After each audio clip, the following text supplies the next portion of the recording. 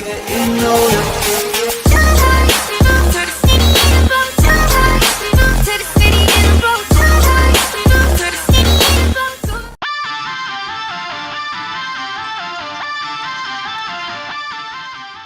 There is understeer. There is oversteer. And then there's a four-wheel slide through an unavoidable spackle of rubber marbles that have built up through a fast, prolonged sweeper. A highlight reel of every other Indy 500 crash zips through my brain, as driver after driver goes offline, catches the marbles, and sails into the crunchy confines of the safer barrier. But then, there is an awful lot to be said for Downforce. For, even as its otherwise sticky Michelin Pilot Sport Cup 2 tires struggle with the marbles, the 2018 Mercedes AMG GTR continues to tenaciously hold itself to Portugal's Autodromo International do Algarve. The GTR isn't just an extra stein of power poured into the regular GT with some bigger, pricier brakes thrown on for good measure.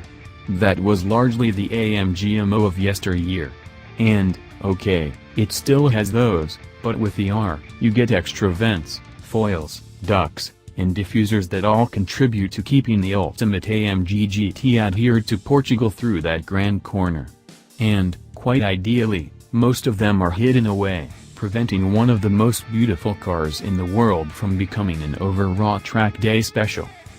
Those parts also provide plenty of faith to progressively feed and throttle as that long, final sweeper unwinds into Algarve's main straight as marbles kicked up from the car ahead pang, pang, pang off the GTR's long hood. The lateral G's first press me into the prominent bolsters of the optional AMG race seats and then into their thin backs.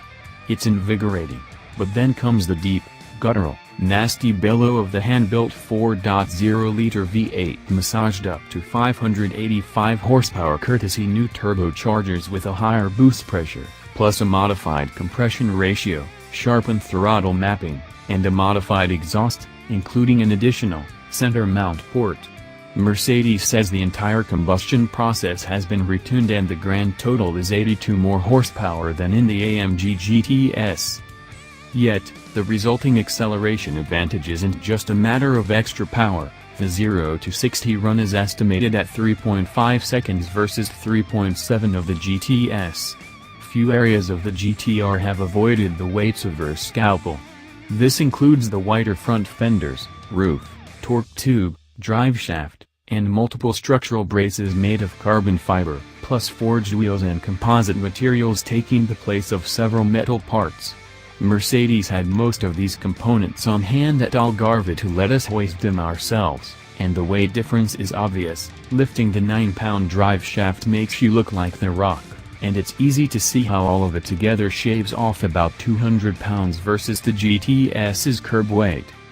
A further 37 pounds can be cut by opting for the carbon ceramic disc brakes, which provide fade-free, mammoth stopping power as the main straight dips downhill before leading into a sharp right turn. They are the definition of confidence-inspiring despite the very Mercedes low-effort pedal that makes for perfectly pleasant real-world driving.